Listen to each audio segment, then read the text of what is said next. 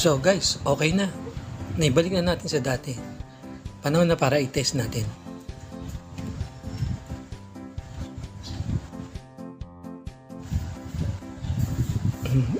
Pag nagdikit lang yung ground at saka yung nasa gitna, saka lamang siya puputok. Ayan.